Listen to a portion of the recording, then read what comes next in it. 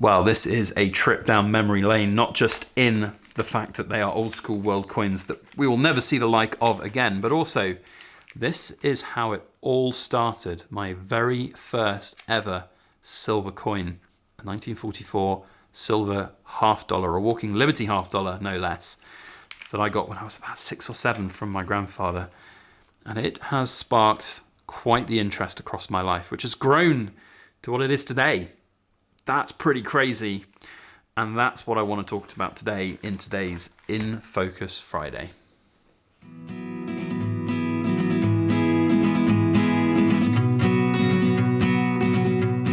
Hello everybody, Backyard Bullion here. Welcome to this week's In Focus Friday, where we take a good close look at something cool made of silver. In fact, we've got many somethings here in the form of my old collection of old school world silver.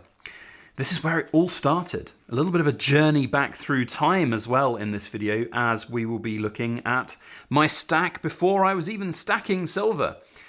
It's been a passion of mine for a very long time, ever since. In fact, we've got my first ever silver coin in this folder, which was given to me by my grandfather. Not that he really maybe knew what he was doing or instilling in his grandson, but this 1944 US $half-dollar was the coin that he gave me in a big box of world circulation coins, and it sparked an interest that has followed me ever since I was a little boy. And when I became a young adult and had a little bit more disposable income in my life, I started buying the odd little bit here and there to form a collection, and eventually put them all in this folder, which is now 15, 20 years old and falling apart. I need to get a new one and actually reorganize this collection at some point, because it's very special to me, and it's something that I think represents a big evolution in me as a young adult into a middle-aged man who now waxes lyrical at the history of coinage and how things have changed so much in the world, not only in the last 10, 15 years, but across our last century. The world has irrevocably changed, and the way that we interact with money and coinage has changed. And it does make me think about where things will be in another 100 years. The kind of coinage that we have now in this world, it won't be there. I mean, we might still have money and currency and cash, but I don't think we'll have anything. I don't think in 100 years people will have folders of coins from this era. They will have coins still from this 1800s era and before. I hate this folder, by the way. If I do get a new folder to put all of these coins in, it will have to be better. So please give me a suggestion down in the comments if you've got some good ideas of what to put these beautiful coins in. So, as I say, most of these coins were bought off eBay. I have actually subsequently tested them all. They are all genuine coins. In terms of silver content anyway, I don't think there's any kind of flagrant fakes in here, but I'm not going to write that off just yet. I'd have to do a lot more research on them. There's some very cool old silver coins here that I've managed to pick up at good prices along my journey. You know, pieces of history, and that's what I love best about coins and coin collecting. You can get pieces of history into your collection, and that's what I've done with these kind of coins. You know, this one here with the big rim ding is an 1821 crown. You can't get these coins at good prices unless they have problems with them. So to be able to find stuff like that along the way was really cool. Here's one that I remember buying and probably massively overpaying for at the time. But you know what, when you sort of build a collection like this at the time anyway, where it was never really supposed to be an investment, it's just a collection, and that's what I like. This is the garter design of the Pastrucci Sovereign, an absolute stunner from 1819. Very worn, very heavily worn condition coin, but for me, it's an affordable, more affordable way than buying something that's in tip-top condition, basically. So yeah, old school world silver was definitely a passion of mine, and it started with the US $half-dollar. So let's get that one out and have a close look at it, because this really does, it's for a lot of people, silver and coinage and collecting surpasses any value that the coin might have. You look at the value of a $half-dollar right now, it's what, £8-9, something like that. I don't even know, but this has sparked an interest that has followed me my entire life. And you could argue, I certainly will argue very strongly, that this coin is worth, in non-monetary terms, tens of thousands, hundreds of thousands, maybe even millions of pounds across a lifetime to somebody. For my sins, I have created a livelihood here on YouTube, and a business that is thriving and that we are on target to surpass our first £1 million worth of turnover. That's not profit before anyone shouts at me. I haven't made £1 million through YouTube. I, gosh, wish that was the case. But we've had 1 million views on a video, which happened today. That's very cool, but not £1 million worth of profit. But turnover, you know, I've made £1 million business because of silver, and that was sparked by my interest in coinage, which was begun with this coin here from my grandfather. So that's something that's priceless to me and something that will never just get mixed in with a bunch of other coins and sold. And I would hope that that is going to follow me for the rest of my life, and that passion will follow me for the rest of my life. But US coinage is definitely something that I have always enjoyed. I think you guys over in the US make absolutely stunning coins in terms of old school stuff. I really hate this folder. It is not YouTube friendly. There we go. Here is a beautiful Barber $50 as well, picked up again probably from eBay. I have absolutely no way of finding out how much I paid for these or where I paid for them. These are just heirloom style coinage that will sit with me until I'm dead, and somebody else will then have to look through them and work out what they're worth, because these are too important for me to just kind of just sell and throw away, basically. Then we've got some of the smaller ones over here. I'm not going to bother getting all of these out because they're just going to be impossible, so we'll just have to have a look through the folder.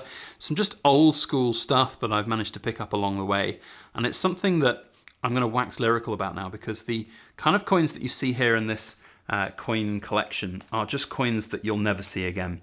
We'll never see the like of these in our time. Here's some non-precious ones as well, by the way. This was kind of what I like to do. I just like to find cool old stuff and put it in a folder. I'll just quickly scan through all of these. But even these kind of coins, you know, these are not necessarily precious metal coins, but they're still part of history. Old school coins before the euro came in, so we've got some Italian old coins here. Those are very near and dear to my heart, as I have familial ties to Italy, and they are just, I love those kind of coins. Used to have a whole big box of those. In fact, I think the vast majority of the coins in here came from the big box of coins that I had from my grandfather. And these French coins, for example, old school coins with holes in them and everything. It's just from a different world, and that is lost to us now. And it seems like we are forgetting almost where we are coming from as a sort of species, as a civilization, I should maybe say. Here's another coin that sparked my interest massively, and also has been a big fan favorite on the channel when I got started. So this is harking back to even before sort of YouTube was a thing for me. I loved this coin, and I had this coin in my collection. Here we go. Come on. Get it focused. This is a 1927 Parliament House florin, and it's absolutely stunning. I did a video of In Focus Friday on this a long, long time ago, and it was very popular, and to this day it still gets a good little tick over of views.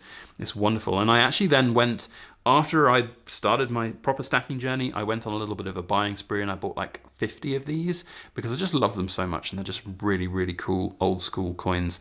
Very, very nice indeed. So that's a nice little memory, or trip down memory lane, I should say.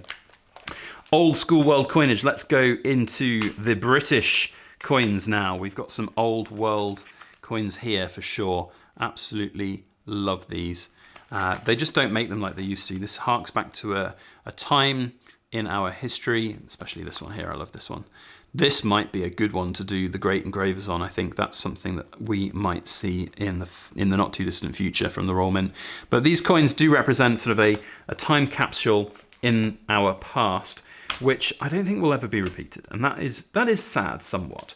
We do get modern replications of sort of the masterpieces of coins from places like the Royal Mint celebrating them, but I've got to kind of look in my mind and say, will a lot of these coins that are being produced today be collected in 100 years? And yes, there will be some. There will definitely be some, but not your average collector. They will be, you know, the really sought after ones will be just, you know, very, very hard to come by. These kind of coins here, whoa, we're throwing them all over the place. I absolutely hate this folder, sorry. Are just priceless to me and to history, I think, as well. Now that one has fallen out. Let's have a look at this beautiful Jubilee head silver crown. Stunning. Really, really, and this is actually a really good condition one as well. Very, very high condition. I think it's probably been cleaned at some point by the looks of it, or polished. But, you know, when you're buying high quality, high grade coins like this, you've got to have some payoff if you want to pay low-end prices for it. That was what my thinking was at the time when I was collecting these coins, when I was putting them into my little collection here. So yeah, that's kind of where we are with the world. Sorry, I'm an old man shouting at clouds about how things are changing. But, it does make me somewhat wax lyrical about the past and how we're never going to really be able to get back to this world. This is a dying world and a dying trade of old school coinage like this. And I've always got time for these kind of coins. If I see them out there at decent prices and something that excites me, then maybe, in fact, do you know what? I haven't really added anything to like what I would call as a legacy stack for a while. Stuff that I would deem worthy to put in here. And I do think about that sometimes. I have lost, in fact, I'm gonna tangentially ramble into another little topic here, which is, I suppose, about forming legacy stacks and taking value out of what you're buying, or the investment value, so to speak. I have very much got an investment hat on now when it comes to coinage and silver. If I buy something, I want to know that I'm investing in something that is sound and investing in something that will perhaps make me some money over time. But that wasn't the case with this. This folder was just a passion, a collection. Now I do have, and I have had stuff that I've been buying as a collection, but not lately, because unfortunately the relationship that I have with the Royal Mint has soured to the point where I don't feel comfortable buying from them because of their moral bankruptcy. They have so much wrong with them. But I don't know, there are things that for example, the new Proof Sovereign that's coming out, the the Shield design. I do like it, but again, it's like, I don't really want to buy direct from the Royal Mint, but I kind of like the coin. Do I buy from the Royal Mint? Will I be a massive hypocrite if I do? Probably. Some people will call me a hypocrite, but hey, you know what? If you're buying something for a legacy collection or a legacy item that makes your soul set on fire and it's within your realm of reach, then I feel like that's only good. And I've only got to look at what's happened with this folder here. Whilst it's falling to pieces, needs drastically updating.